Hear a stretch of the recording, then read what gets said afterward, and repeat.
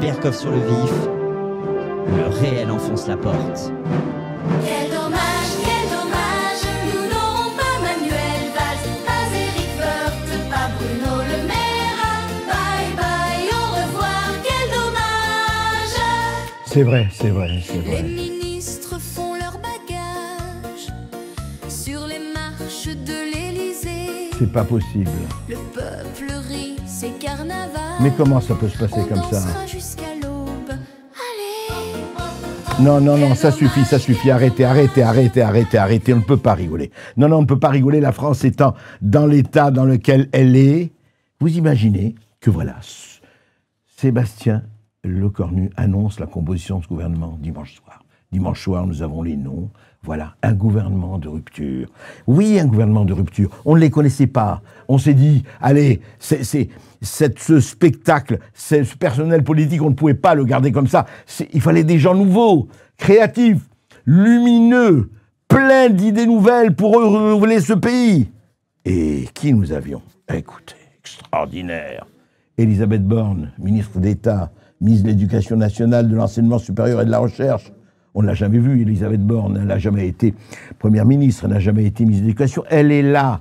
C'est pas le renouveau, ça? Vous n'acceptez pas ce renouveau? Manuel Valls, en direct de Barcelone, revenu exprès de la Feria de Barcelone pour être ministre des Outre-mer. Encore une nouveauté magnifique.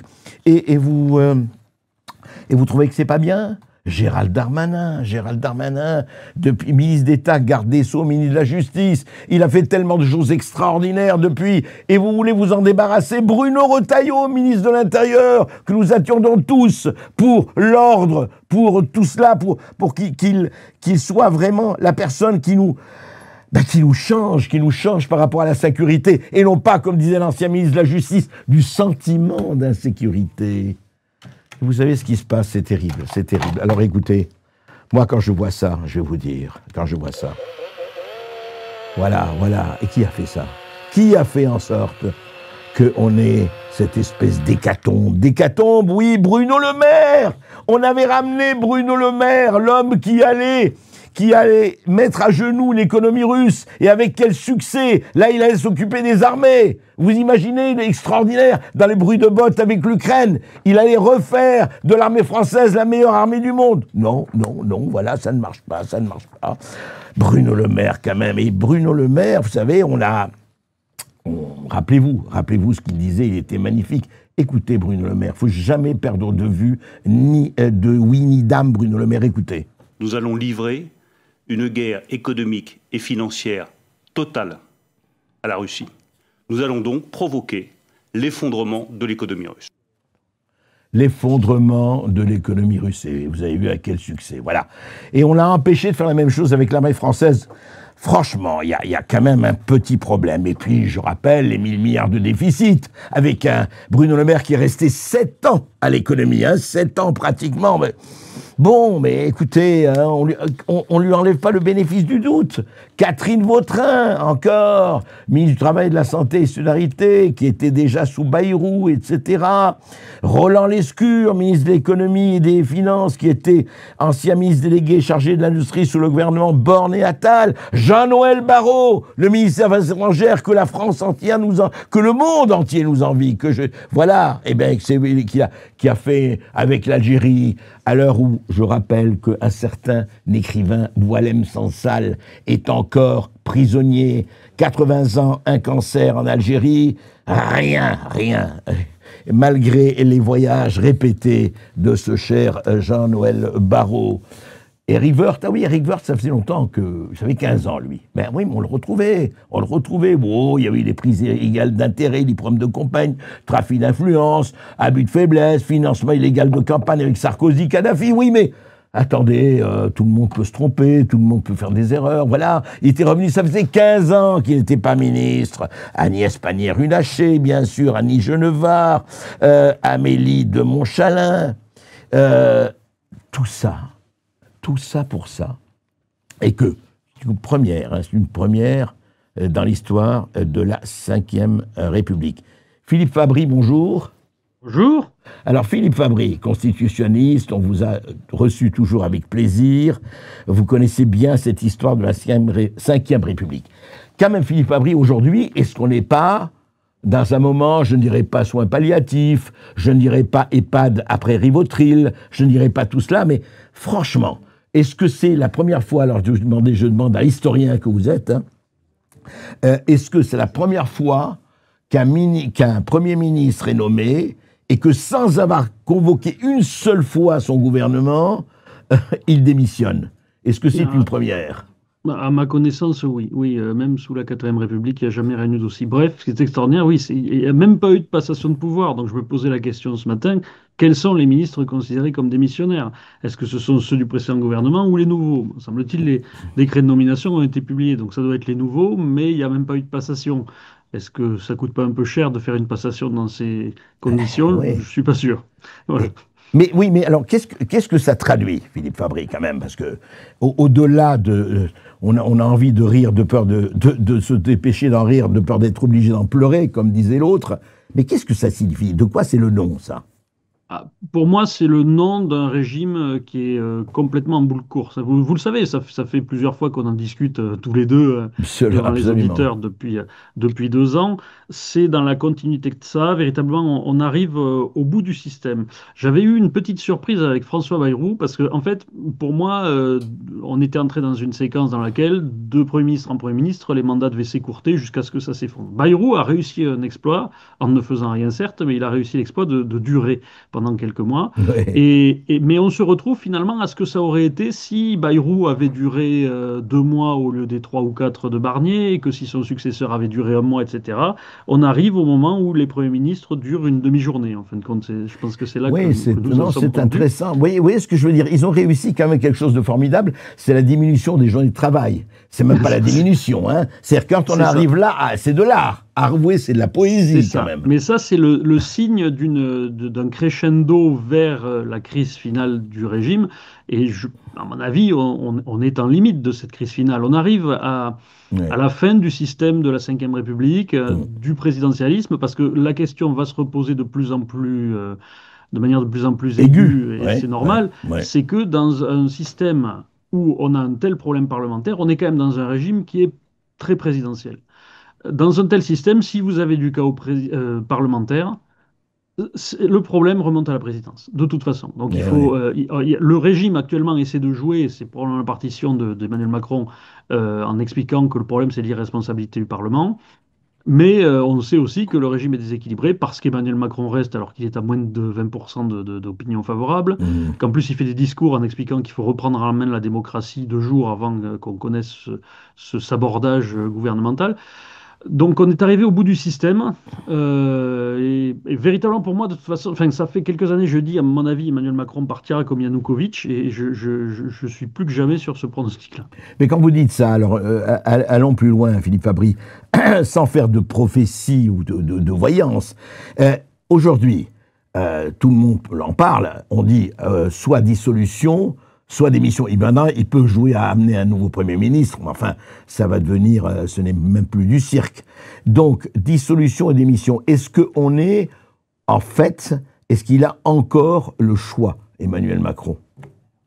Et alors, il a encore le choix de faire la dissolution, mais comme on risque de se retrouver avec le même système derrière, vraisemblablement que derrière, il y aura une démission, parce qu'on ne va pas pouvoir attendre encore pendant 1 an à rien pouvoir faire, en attendant qu'il ait à nouveau le droit de dissoudre, et dissoudre pourquoi? Le problème fondamental, si vous voulez, d'après moi, c'est que on est arrivé dans un système dans lequel, et c'est même pas la question d'éventuellement faire la transition vers la proportionnelle, puis je pense que le résultat sera à peu près le même à ce stade-là, on est dans un système dans lequel, clairement, il y a un système comme ça, politique, ça tient s'il y a une majorité de gens qui sont au moins d'accord sur le système dans lequel on s'entend pour régler les problèmes. Bon. Nous sommes entrés depuis 2 ans dans une phase dans laquelle, clairement, la majorité est du côté des gens qui veulent que le système change, qui ne sont plus d'accord avec le système. Et quand je parle système, c'est le système institutionnel, c'est probablement aussi le système de sécurité sociale, le système de retraite, le système d'immigration, c'est absolument tout. Le système avec un grand S. Voilà, il y a un besoin de retrouver un consensus. Simplement, le problème, c'est que retrouver un consensus, en soi, c'est une démarche révolutionnaire. Vous dites, bon, ben, le cadre, quand vous changez le cadre, c'est révolutionnaire, Bien par sûr, définition. bien sûr. Et on a des élites qui refusent toujours, enfin qui refusaient jusque-là, d'accepter l'hypothèse révolutionnaire. Quand je dis révolutionnaire, c'est pas, c'est pas Non, le mais partage de tous les révolutionnaire, biens, c'est pas etc. seulement la Bastille et 89. Voilà, C'est non, révolutionnaire. c'est aussi Ouais. ce qu'on a fait en 45-46, c'est-à-dire C'est ça. on sort d'un grand bouleversement et on dit, bon, il faut retrouver un cadre. Qu'est-ce qu'on prend comme nouveau cadre? Et bon, à C'est l'époque, c'était ça. le CNR, etc., qui avait stabilisé ça. Je pense qu'on est dans le même type d'ordre. On a tout un tas de choses qui ont changé, démographiquement, qui pèsent sur un système par répartition qui ne fonctionne plus. L'immigration qui a énormément pesé aussi sur le système social. L'immigration qui continue alors que on est dans une situation où est-ce qu'on en a toujours besoin. Enfin, tout ça sont des questions qu'il faut rediscuter. Ça vient petit à petit. Le Oui. budget, naturellement, le budget qui est au centre de ça. Non, c'est sûr. Mais Et- Philippe Fabry, juste une question pour rester là. Comment vous expliquez, c'est quoi? C'est à un moment donné, le fait un système s'en va, en tout cas on verra ce qui va se passer. Mais comment vous expliquez que quand même, parce qu'il y a quelque chose, sans faire de psychologie de bazar, mais sur 18 membres nominés par Sébastien Lecornu, nommés, 12 sur 18 étaient déjà membres de l'ancien gouvernement Bayrou. Ce qui est extraordinaire, parce qu'il dit d'un côté gouvernement de rupture, et puis on voit cette espèce d'extraordinaire, c'est vrai, je le dis parce que je suis très content. Est-ce que c'est effectivement ça, vous voyez, c'est Macron? Parce que ça, c'est Macron. Sébastien Lecornu n'aurait rien fait sans Macron. Donc, Oui. c'est Macron qui fait quoi? Caligula, qui fait Néron, qui dit quel artiste le monde va perdre, c'est quoi? Alors, ben, je pense qu'il refuse de renoncer, surtout. Et puis, vous savez, c'est pas surprenant de la part de quelqu'un qui a établi son pouvoir et a lancé son pouvoir avec une des plus grandes majorités de la Ve République en 2017, avec sa grande idée du centre. Quand vous avez une formule gagnante, c'est très très dur de s'en défaire. Et on voit depuis plus de 2 ans quelqu'un qui reste accroché à sa formule, un peu comme un joueur qui a gagné au début et qui commence à perdre et qui se dit je vais me refaire. C'est véritablement ce jeu d'escalade-là. Mais c'est pas que Macron tout seul, c'est véritablement, je pense, à l'échelle du centre. Et en réalité, pourquoi ce sont les mêmes qui ont été renommés? C'est parce que vraisemblablement, on ne trouvait plus personne d'autre. Parce qu'au fur et à mesure, chaque élection et chaque changement de gouvernement passant, les gens qui sont d'accord avec le système, je disais tout à l'heure, sont de moins en moins nombreux. Et donc les gens et on le voit, et à partir de hier soir, c'est quand même extraordinaire, où le socle commun lui-même, il y a des gens qui s'en détachent en disant, ben non, nous non plus, finalement, on n'est plus d'accord. Voilà, nous aussi, on rejoint le camp de ceux qui veulent que ça change. Et c'est pour ça qu'au bout d'un moment, ça tient à la clé de voûte qui est le président de la République qui doit changer. Mais Philippe Fabry, en fait, soyons absolument concrets là, lui, il peut rester jusqu'en 2027. Je veux dire, il dira, attendez, moi, légalement, je suis président, j'ai été élu, il n'y a aucune raison que je m'en aille. Il peut très bien attendre ça. Je pense que politiquement, c'est beaucoup plus compliqué que ça, et le légalement ne fonctionne qu'en fonction du politiquement. C'est-à-dire que même si, à ce stade, vu la façon dont doit être votée une destitution du président, il est très peu vraisemblable que ça passe, parce qu'il faut se rendre compte que destituer le président, c'est plus compliqué que de modifier la Constitution. Hein. Il faut quand même le savoir. Néanmoins, imaginons que vous ayez une Assemblée nationale qui vote. Il faut que les 2 chambres votent pour la destitution. Mais imaginez que vous avez l'Assemblée nationale qui vote la destitution du président de la République. Même si derrière, on sait que le Sénat ne votera pas la destitution. Est-ce qu'Emmanuel Macron pourra se maintenir dans ces conditions? Est-ce que les pressions à la démission ne seront pas telles en disant, écoutez, vous voyez bien que vous avez perdu toute légitimité. Est-ce qu'un président dans cette situation... Donc je pense que c'est quelque chose comme ça qui va se passer. On ne sera peut-être pas exactement dans les clous de ce qu'est une destitution, mais je pense qu'à un moment, il y aura une pression telle qui peut descendre dans la rue aussi, parce qu'au bout d'un moment, s'il continue à s'entêter trop, on va revoir de l'agitation apparaître dans la rue, des manifestations. Pour l'instant, ça a été gentil au mois de septembre, mais ça peut... c'est aussi parce qu'il y a eu des soupapes, finalement. Il y a eu la démission de Bayrou, il y a eu le renoncement aux 2 jours fériés, donc... Et vous avez employé une phrase formidable au début, il dit Bayrou a commis l'exploit, évidemment il n'a rien fait, mais il a duré. C'est-à-dire qu'on est au stade aujourd'hui où les hommes politiques, on leur vous les avez pas félicités, mais on dit c'est un exploit d'avoir réussi à durer. Évidemment, rien faire, c'est notre problème. Alors c'est un exploit technique, mais effectivement, en même temps, il nous a fait perdre, il a fait perdre le pays. Quoi. Voilà. Alors juste une question, je ne sais pas si vous avez la réponse, Philippe Fabry, c'est un peu légal. Il a été publié dans l'Alerte Info, le décret de nomination des ministres, vous savez, celui du gouvernement Lecornu, ayant été publié, les membres du gouvernement Lecornu vont pouvoir bénéficier de leurs avantages d'anciens ministres.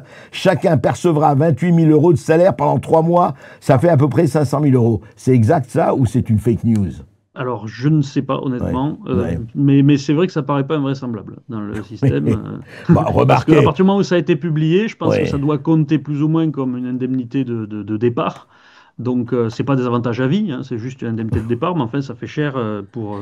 Bah écoutez, merci Philippe Fabry. On va continuer à suivre ça avec vous et avec tout le monde sur Tocsin, parce que sonner le Tocsin aujourd'hui, ce n'est plus une figure de style. Voilà ce qui se passe. Merci Philippe Merci. Fabry. Alors, il y aura peut-être justement. Oui, Roxane. Peut-être qu'on aurait pu demander aussi ce que ça voulait dire de la pérennité de la Ve République, ces gouvernements qui s'enchaînent et qui tombent les uns après les autres. Effectivement, vous dites, on en est à... Bah, on en est au bout. Est-ce que nous avons le sénateur Alain Houpert? Alain Houpert est là. Oui, Alain Houpert est là. Bonjour Alain Houpert. bonjour. Bonjour Alain Houpert. Dites-moi, j'ai vu un de vos tweets ce matin. Vous êtes sénateur, je rappelle, de la Côte d'Or.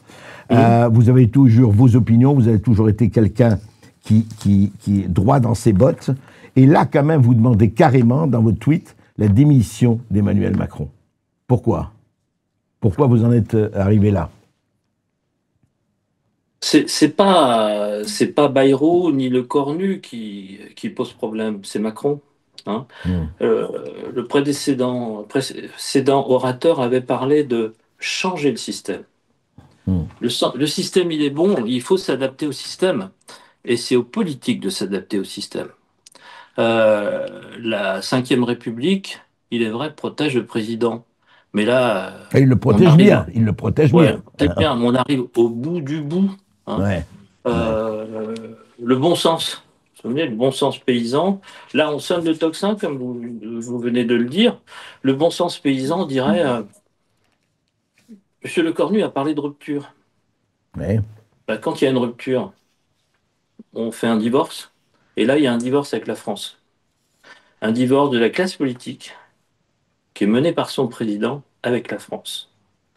Il est temps On n'a pas de règles pour le mettre à la porte. C'est-à-dire que il est vrai que la dissolution, c'est très compliqué, c'est plus difficile que de changer la Constitution, mais il est temps qu'ils partent.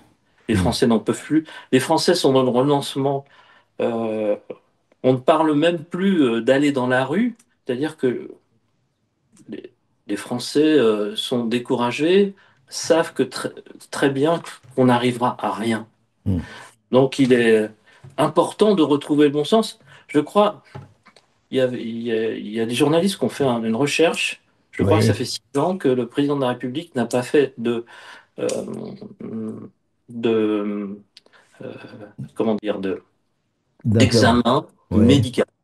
Hein, d'examen médical. Souvenez-vous, nous avons eu un président de la République qu'on a retrouvé au pied des rails, qui a sauté d'un train. Vous vous souvenez, il s'appelait Deschanel, je crois. Oui, je crois que c'est Deschanel, oui. Voilà. Chaque président de la République a donné son bilan de santé. Sauf, rappelez-vous, François Mitterrand, dont on n'a jamais donné le bulletin de santé pendant deux septennats. Pas donné. Ouais. Je pense qu'il est important de le faire.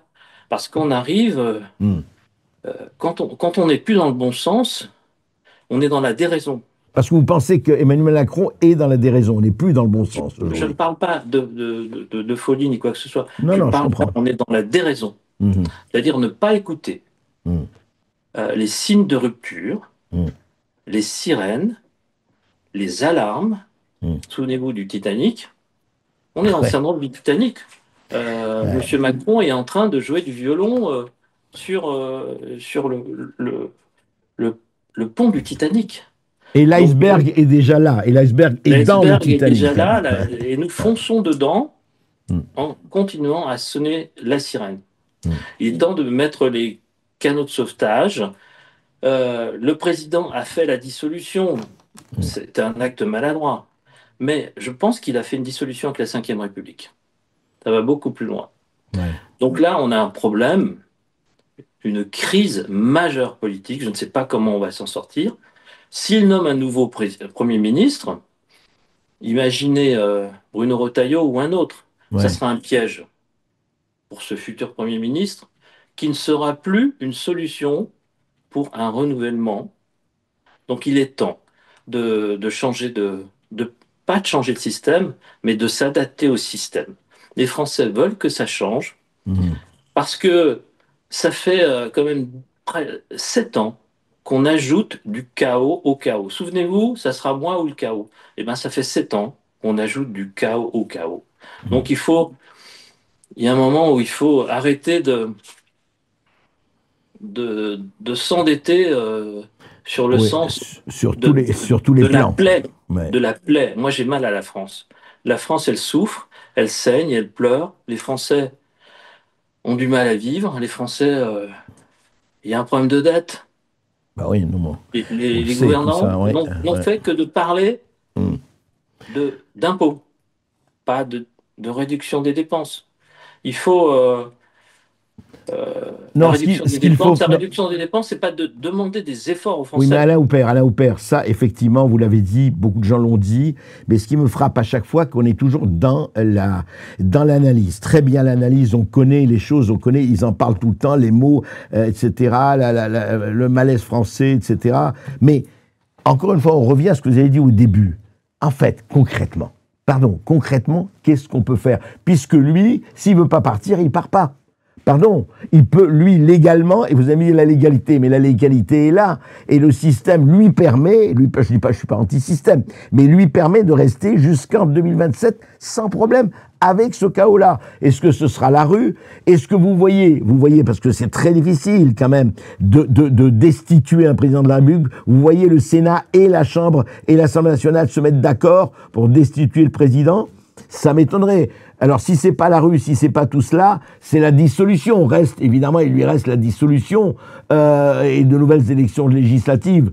Bon, mais en fait, concrètement, Alain Houpert, et vous savez ce que vous dites, votre analyse est juste, elle est partagée pour beaucoup de gens, mais le bon sens aujourd'hui est une chose et l'action en est une autre. Où est l'action? Qu'est-ce qu'on peut faire? Il utilise une faille de la Ve République, c'est-à-dire qu'on ne peut pas le foutre dehors. Voilà. Et Ben oui. regardons dans le passé, il n'y a rien de pire que les trous de mémoire. Le régime qui a utilisé ça, c'est l'aristocratie. Je reste, je m'accroche. Je disais tout à l'heure, on est dans la déraison. Et quand on est dans la déraison, que ce soit dans une famille, et un président de la République doit gérer un pays en bon père de famille, comme une entreprise. Une entreprise qui défaille, eh ben, le tribunal de commerce, il dit stop. Et les Français doivent dire stop, massivement. Je ne sais pas comment. La rue, je n'y crois pas parce que, je l'ai dit tout à l'heure, les Français sont à bout, ne croient plus en rien, ne croient plus dans le système politique. Tous vendus, tous pourris, on n'entend que ça actuellement. D'ailleurs, on parle beaucoup des hommes politiques qui défaillent, regardez ce qui se passe à Paris. Tout ça, c'est la complicité de certains médias pour cacher les vrais problèmes. Les vrais problèmes, ils ne sont pas là. On peut les régler après. Les vrais problèmes, c'est que la France ne va pas, c'est que la France va dans le mur, c'est qu'on est en train de perdre notre souveraineté. Oui, mais encore une fois, par rapport à notre voisin, l'Allemagne. Oui. Et non mais Alain Houpert, on est d'accord, mais encore une fois, comme vous dites, il y a un trou dans le système. Voyez, vous-même vous dites il faut s'adapter au système, mais le système, il y a un grand trou, qui est que personne ne peut renvoyer Macron. Il est là le problème. Et vous le savez très très très bien, que ni le Sénat, ni l'Assemblée nationale n'arriveront à renvoyer Macron. Donc si lui, je ne fais pas de jugement, si lui veut rester, il reste. Donc qu'est-ce qu'on fait? Non mais la nature, la science a des lois et des règles. C'est-à-dire que quand ça ne va pas, on répare. Avec la Ve République, on a fait une exception à ça. C'est-à-dire qu'on a la possibilité de ne pas réparer. C'est une anomalie de notre système. Donc il faut changer cette anomalie. Il faut la résoudre, cette anomalie. Je parlais de déraison. Il faut ramener le président de la République à la raison. Parce que il est le président des Français. Il gouverne. Il est nommé par le peuple pour gouverner par le peuple. Actuellement, il gouverne pour lui-même. Il s'accroche comme une moule sur son rocher. Et ça, c'est pas possible. C'est pas possible. Bon, Regardez, pourquoi les gens ne vont plus voter? Et Oui. là, les gens n'iront plus voter, c'est plus possible, parce qu'ils sont complètement découragés. On a vu ce que ça a donné une dissolution, ça a donné un On vote a de vu. la colère. Et ça pourrait se renouveler de la même façon s'il y a dissolution. Bien sûr, s'il y a dissolution, on n'aura que des extrêmes. Les partis de gouvernement seront écartés parce qu'il y a une colère des gens, une colère que je comprends. Et la colère s'exprime quand on n'a plus de mots pour l'exprimer. Et Eh oui. ben, ils auront un mot, c'est le bulletin de vote. Voilà. Le bulletin de vote, et ça c'est dramatique. Et moi j'ai mal à la France. Voilà, j'ai mal à mon pays, j'ai mal à la France. Je ne me reconnais pas.